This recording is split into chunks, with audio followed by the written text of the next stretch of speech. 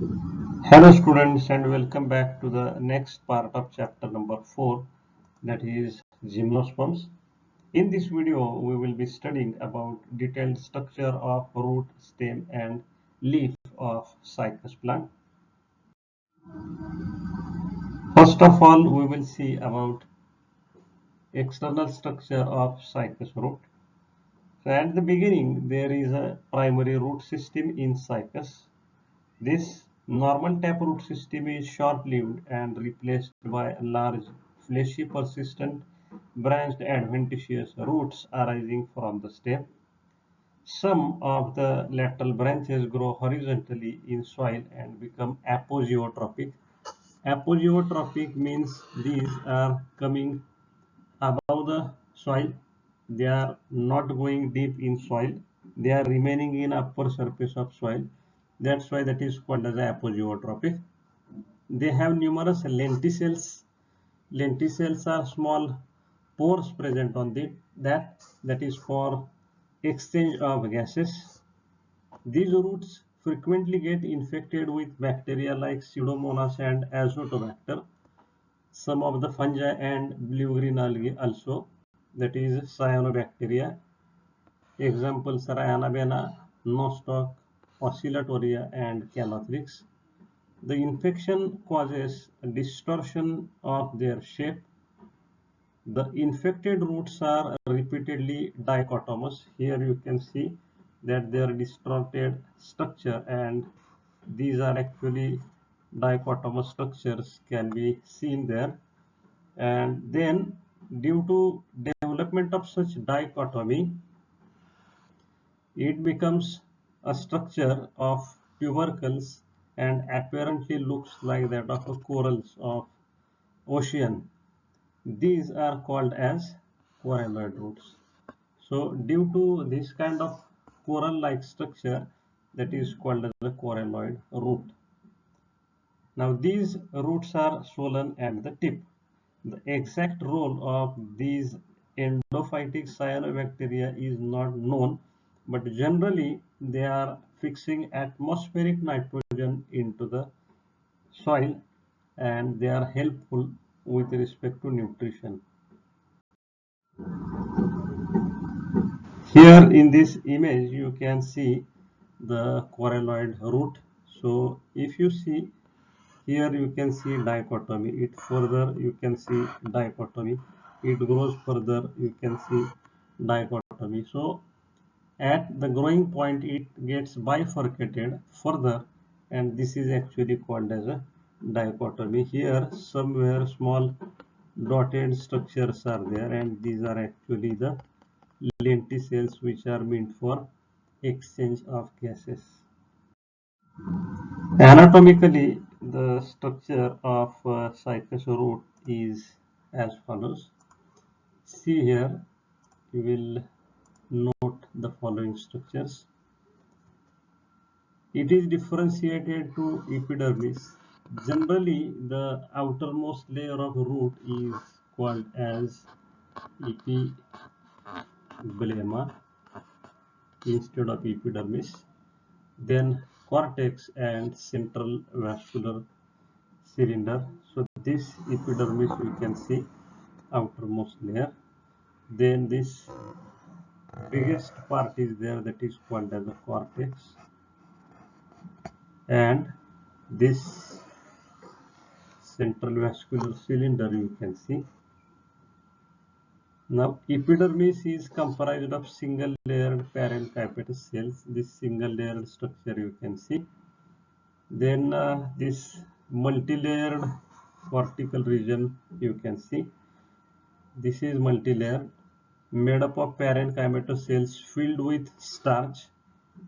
So there is, you can see small dotted structures here in between. So these are actually starch. Then some of the cells contains spirophytes.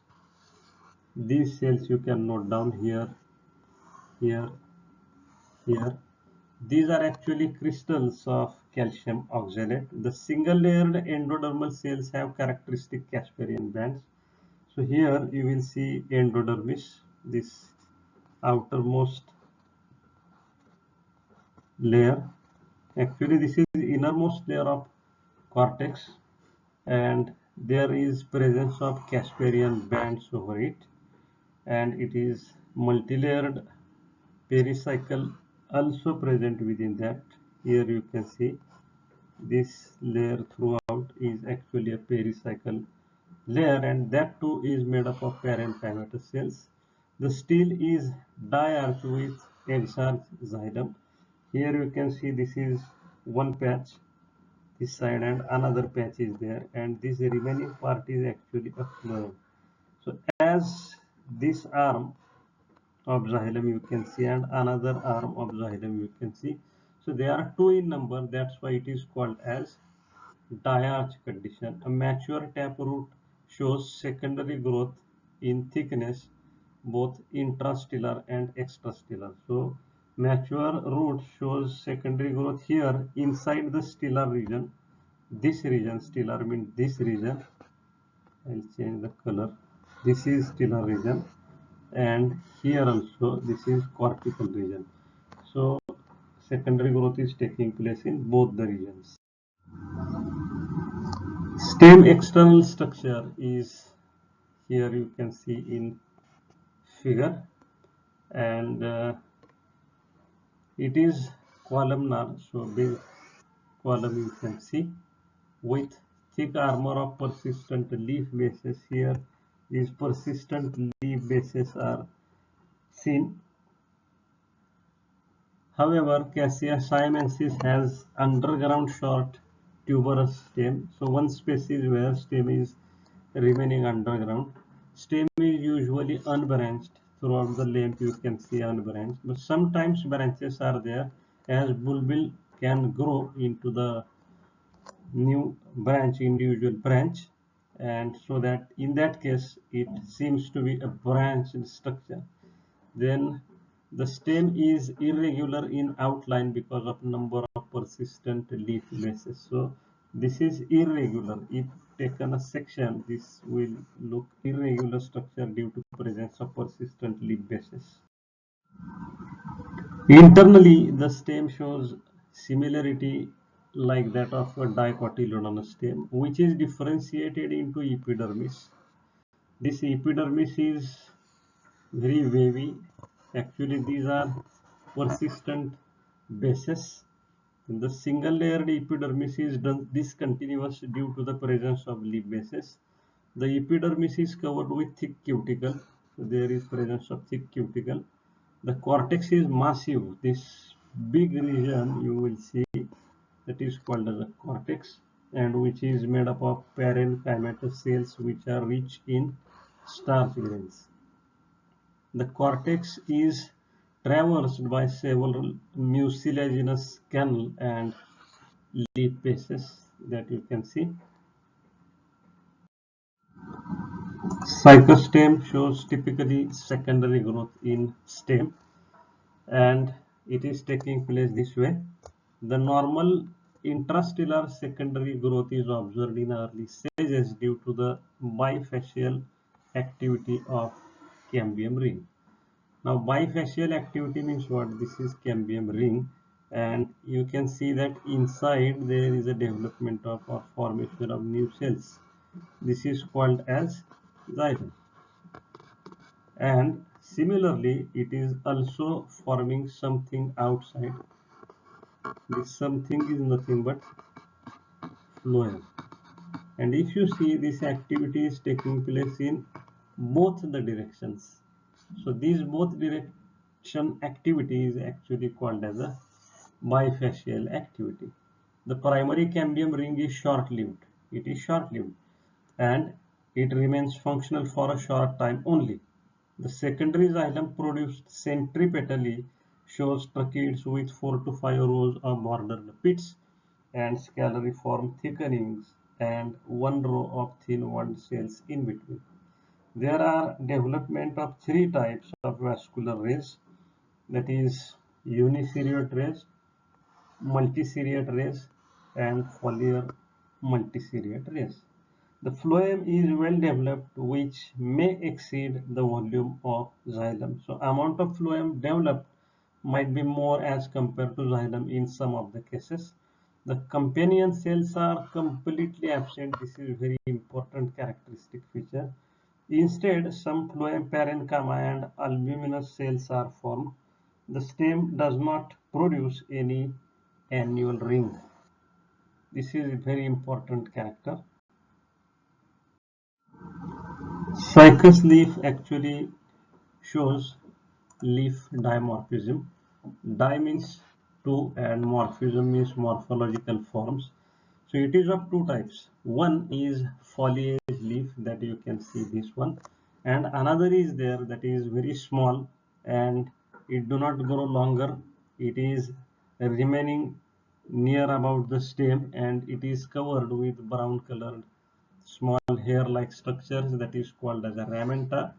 They have small persistent leaf bases and their only function is there that it is providing protection to the apical meristem and aerial younger parts. The foliage leaves are large. You can see the size. They are very large. They are unipinnately compound. Uni means single leaflet is there on either of the side, single, and this is actually rachis and this is petiole. Then a single leaf is bearing near about 75 to 100 pairs of leaflets. Here you can see these are the pairs of leaflets and these are 75 to 100 in number, which are arranged on either side of the rachis in opposite or alternate manner. The leaflets are sessile, means without any stalk. Each leaflet is provided with a single unbranched mid-vein without having any lateral veins. The leaves possess a very long and strong rachis with a short petiole. This portion is actually called as petiole. This portion is called as a petiole, and after petiole this portion is there. I can change the color so you can differentiate. This portion is actually called as rachis. So very strong rachis is there. The base of the petiole is provided with two rows of small stiff spines. So here you can see either of the side small spines are there at the base. Anatomy of rachis is showing this kind of structure where you will see actually this portion, this small portion is cut into a section and that is represented here. So it is woody in nature and it is very thick. You can see the thickness.